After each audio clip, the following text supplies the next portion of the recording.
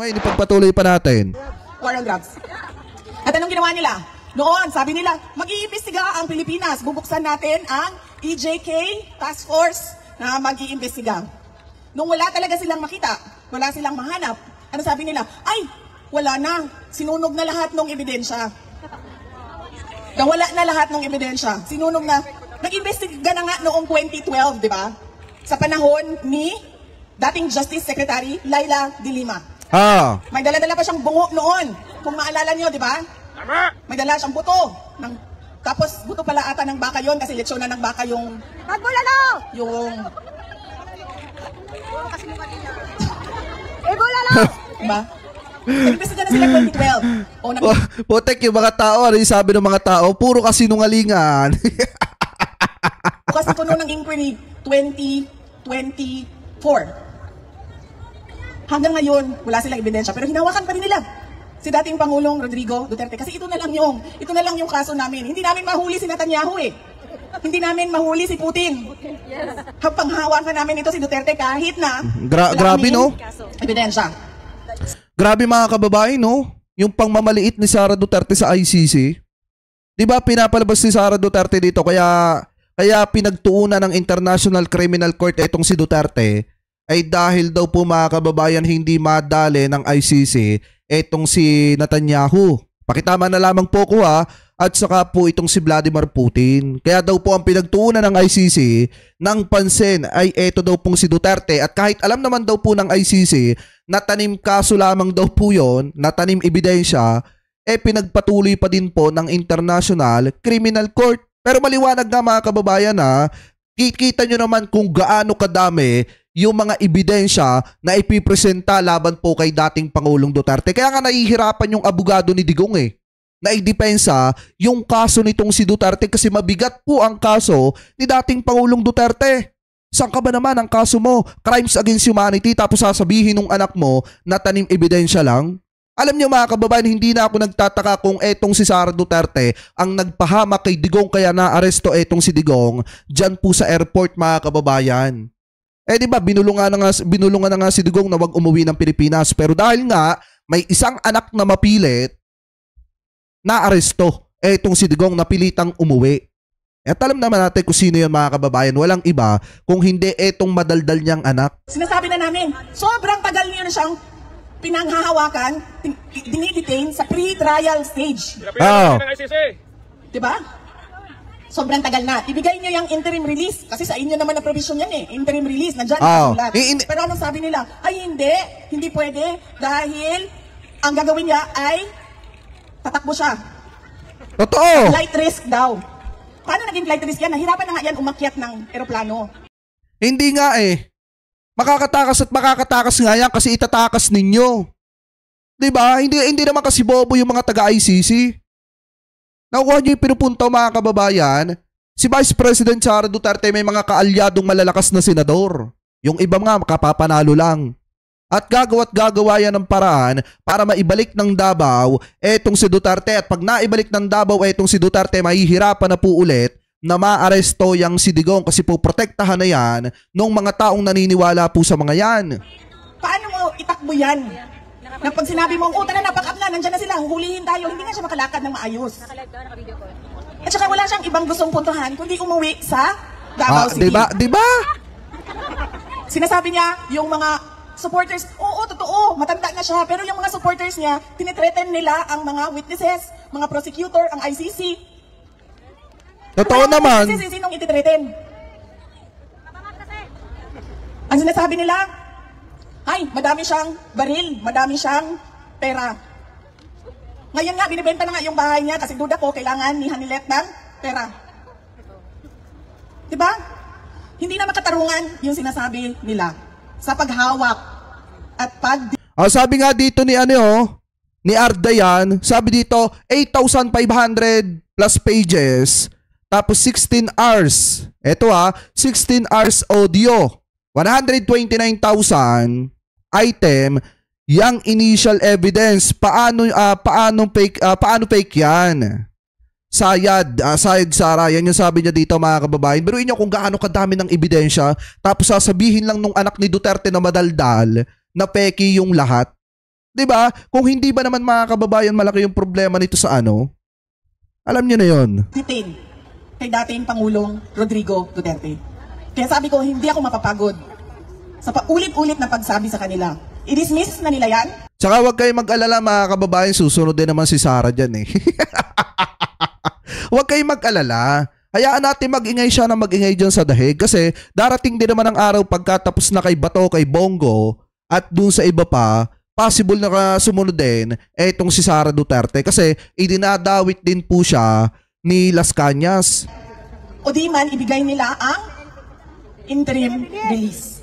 Ayan. Dahil meron ng bansa na Pinipilit ang ICC na ibigay daw agad yung interim release ni dating Pangulong Duterte. Eto, abogado ba talaga to? Hindi ako nagtatanong lang mga kababayan ha. Abogado ba talaga etong si Vice President Sara Duterte? Hindi niya ba alam na may proseso sa paglalabas ng interim release? At may mga kondisyonis pa po yan. Ngayon, ang problema paano pagkakalooban ng interim release etong si dating Pangulong Duterte kung mismo mga kababayang si Sara Duterte ipinapahamak etong si Digong. Diba? Kung mismong etong si Sara Duterte pinamumunuan yung mga rally dyan sa dahig at binabatikos ang ICC at mismong aminado na yung purpose ng kanilang mga rally ay laban sa ICC at gobyerno ng Pilipinas. Sabi, tatanggapin namin siya dito. Lahat ng gusto ng ICC gagawin namin. Ibigay niya sa amin. Banggitin mo kung sinong bansa. Si Duterte. Meron na eh. So bakit niyo pa kukontrahin yan? Alam niyo namang mahina. Doon sa mga vlogger ni Sara Duterte, ipabanggit nyo kung ano yung bansang tatanggap kay Digong. Para maniwala kami kung totoo yung sinasabi ni Vice President Sara Duterte, ipabanggit niya kung anong bansa, Australia? Di ba ayaw nga ng Australia kay Duterte? O ipabanggit niya kung ano yung bansa na tatanggap kay Digong. Baka sakali paniwalaan pa natin.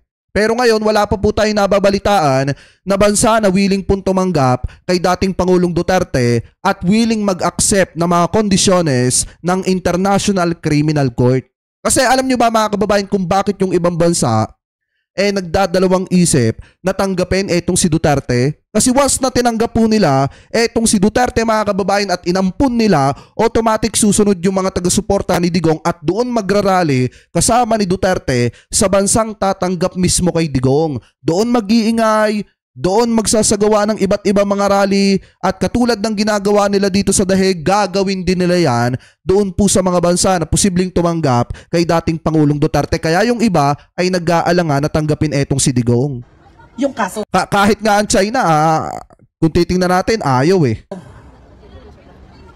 Kasi wala na silang kaso pag na-dismiss ang kaso ni Duterte. Ano pa bang silbi ng contribution ng mga member states sa ICC? Wala nang magko-contribute. Sabi dito ni Rene, ano yun? De Cuena, ikaw ba abogado ka? Ikaw ba nakikinig ka ba? Maliwanag naman, kanina ko pa sinasabi, hindi ako abogado. At yung sinasabi ko in my personal opinion, base po dito sa sinasabi ni Vice President Sara Duterte na ginagawa natin ang reaction. Diba? Nakikinig ba kayo? Wala naman kayong nakakulong eh. Wala naman kayong kailangan na patakbuhin na kulungan eh. Wala naman kayong kailangan ng mga assistant, mga prosecutor dahil wala namang kaso na eh. So bakit pa kaming mga mayayaman na mga bansa magbigay sa ICC? At ilan na ba ang umalis sa ICC? Pilipinas, umalis na. Sino isa? Hungary, umalis na. Dahil nagising na. Alam na nila na wala ito. Gusto lang nila ipilit ang kanilang paniniwala sa global order. Kahit kayo-kayo lang yan mga Pilipino, sasali kami. Makikialam kami. Kahit bansa nyo yan, hindi namin bansa yan, makikialam kami. At sa pilit nilang pakikialam, sa pagpilit nilang pakikialam, magawa na sila ng, nag-iimbento na sila ng witnesses, nag-iimbento na sila ng... Nakita nyo ba yung investigation sa House? Kita nyo mga kababayan Imbento ba yung mga witnesses? Imbento ba yung mga ebidensya? Yan ba ay gawa-gawa ng ICC? Di ba nasaksihan nga natin yung mga quadco mga kababayan at yung mga pamilya na naghahangad ng hustisya? Yan po ba ay imbento at mga tanim lang? Hindi yan mga kababayan mga imbento. Yan po ay mga pamilyang naghahangad ng hustisya panahon pa ni Duterte. Alam nyo, eto uulitin ko yung sinabi ko kagabi. Hindi na sana dapat hahantong pa sa International Criminal Court ang lahat.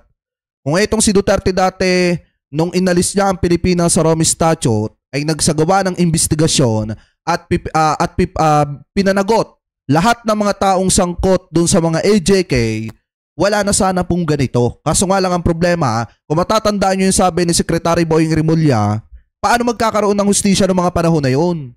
Kahit nga yung mga piskalya tinatakot mga kababayan. Kapag ka yung tao, binabawian ng buhay, may tama pala ng bala sa ulo, sasabihin, cardiac arrest yung dahilan ng pagkawala. So paano magkakaroon ng hustisya nung panahon ni dating Pangulong Duterte? Sila nga ang nasusunod mga kababayan at binalahura po nila ang batas. Kaya nga dumating sa point na yung mga pamilya na mga naiwan na nabiktima ay lumapit kay former Senator Trillanes at nagdemanda sa International Criminal Court noong 2017. At yan mga kababayan ay umusad ng umusad kasi nga habang tumatagal dumaraming ebidensya na hawak ng ICC at yan po ay hindi tanim. House of Representatives. Nakita ninyo kung paano nila ginawa na magsalita si Garma, si Royina Garma, yung police na babae. Idiot na babae. Paano nila ginawa? Diba una sinabi nila, uy, pinatay mo ang boss mo. May kaso kang murder. Tapos anong ginawa nila sa likod? Sinabihan nila, hindi ka namin iimbestigahan sa murder. Mag-witness ka kay Duterte. Yari ito mga kababayan. Alam nyo, pag nakita to ng House, kawawa na naman si Sara Duterte. Uulanin na naman siya mga kababayan ng iba't ibang batikos. Bakit? May sinabi bang ganyan? May ganyan bang senaryo sa House mga kababayan, especially sa Quadcom? Alam ko lahat kayo tumutok sa investigasyon ng Quadcom. May mga ganyang senaryo ba? May mga sapilitan ba o pamimilit pa na ginawa yung Quadcom para magsalita etong si Garma? Diba mga kababayan, yung affidavit po ni Garma, siya mismo ang kusang gumawa niyan. Yan po ay sinumpaang salaysay po niya. Ang problema mga kababayan, mukha atang iba yung sinasabi ni Vice President dito. Kaya nga pag napakinggan ito ng mga taga-House, especially yung mga namuno ng Quadcom mga kababayan ng hearing, uulanin na naman siya ng batikos kasi masyadong fake news. Fake news peddler po yung ating Vice Presidente. Sorry for the words na ganyan. Pero yan po yung totoo. Anyway, shoutout kay Arnold Tulfo ha. Thank you po sa pakapi ha. Maraming salamat po. Ipagpatuloy pa natin. Murder ng boss niya. Wala, di ba? Kasi yun ang kapalit. Magsalita ka na magsalita. Kasi kailangan namin ng witness. Dahil wala namang ganyan kahit isang ebidensya. Walang ganyan. Hindi lang yan si Royina Garma. Meron pang isa dyan. Na pinipilit at pinipilit nila na magsalita. Sabi nila... Hindi, bakit nila? Dapat banggitin niya kung sino yung mga namimilit. Pangalanan niya. Di ba matapang siya? Bakit di niya pangalanan yung mga taong namimilit dun sa Quadcom? Na sinasabi niya na pinilit etong si Garma. Bakit hindi niya pangalanan kung talagang totoo yung sinasabi po niya? I-threaten daw yung witnesses. Ang tagal na alam ni Pangulong Duterte na pumapasok ang ICC sa Pilipinas. Kahit isang beses, meron ba siyang ginawa kay Las Cañas? Ang tagal na ni Las Cañas nagsasalita. Kahit isang beses, may ginawa ba siya kay Matubato? Ang tagal na ni Matubato nagsasalita. May ginawa ba sa mga ICC prosecutors na pumasok sa Pilipinas? Wala. Pinipilit lang nila yung gusto nila. Naghahanap sila ng justification para sa... Tsaka tandaan nyo mga kababayan, noong mga panahon na yon napakainit na po sa publiko ni Las Cañas at saka po ni Matubato. Kapag ginalaw po yan ni Duterte, alam na agad ng taong bayan kung sino po yung nasa likod ng pagkawala ni Las Cañas at saka po nitong si Matubato. Especially mga kababayan, lalo na kung ipapatumba ni Duterte yung mga prosecutor na nag-iimbestiga galing po sa ICC, mas lalo po siyang malalagot. Kasi nga, nangako siya sa ICC eh. Pag umalis ang Pilipinas sa Rome Statute, magsasagawa siya ng investigasyon. Ang problema, hindi naman po niya ginawa yan at pwedeng silipin po yan ng ICC. Kaya nga hindi niya magawa-gawang galawin etong si Las Cañas at eto pong si Matubato. At saka ang isa pa dyan, kaya hindi nila nadali etong si Las Cañas at eto pong si Matubato ay dahil nagtago po yan. Diba? Ipagpatuloy pa natin.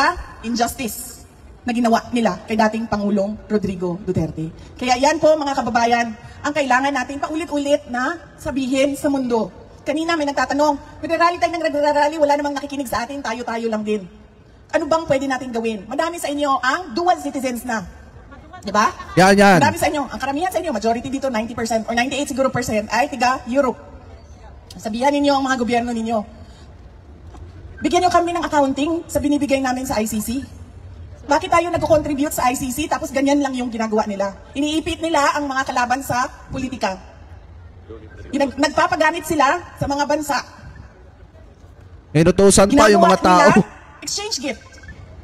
Ang kaso nila para sa kooperasyon ng may problema sa politika. Yan ang pwede natin gawin. Pilitin ninyo ang mga gobyerno ninyo magtanong. Patay. Bakit kayo nagko-contribute sa ICC? Bakit kayo... Matindi to mga kababayan. Inuutusan na yung kanya mga taga-suporta na guluhin yung gobyerno nila. Ibig sabihin, magtanong ng magtanong doon po sa kanilang gobyerno para siraan mga kababayan etong ICC. Kita nyo kung gaano katindi si Sara. Kayo nagko-contribute sa isang institusyon na ang ginagawa ay isang injustice sa aming kababayan. Ganyan dapat ang paulit-ulit natin na tanong. Ganyan din ang paulit-ulit natin na sasabihin sa ICC. Huwag nyo na ipagpilitan ang mali ninyo. Gawin nyo na lang na unang-una, hindi talaga kayo pwede na mag-imbestiga. Pangalawa, kahit mag-imbestiga kayo, kahit hindi na pwede, kita nyo, wala kayong mga ebidensya. Doon sa Pilipinas, lahat ng namatay ay war on drugs. Para lang mapatuloy nila ang kanilang narrative. Totoo naman eh. O kanilang istorya na marami ang namatay sa war on drugs.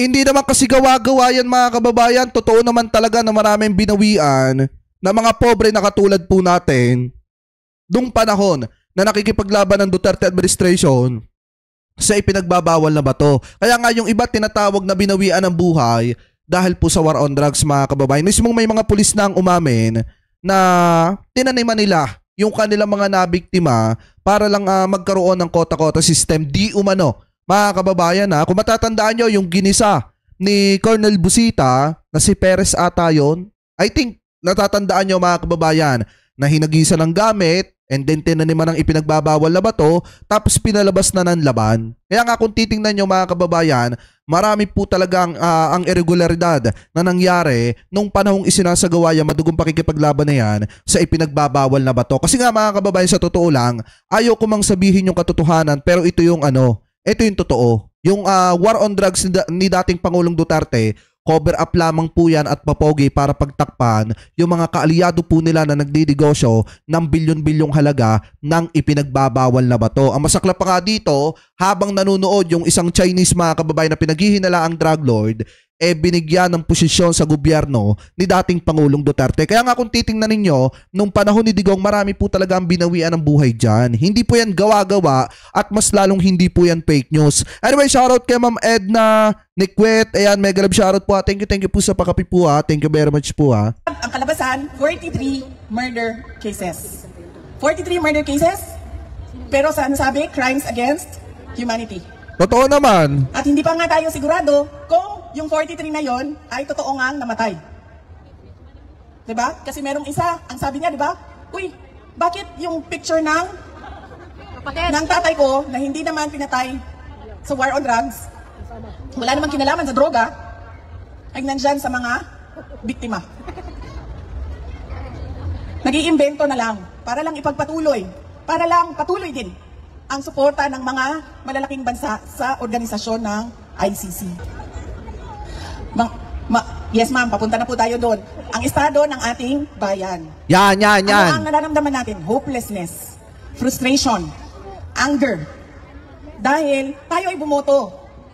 Bumoto tayo ng isang presidente na ang sabi niya, unity at continuity ang kanyang dadalhin para sa Pilipinas. Anong nangyari? Walang naibigay kahit isa. Wala tayong nakikitang pagbabago. Kayong lahat, masasabi nyo yan.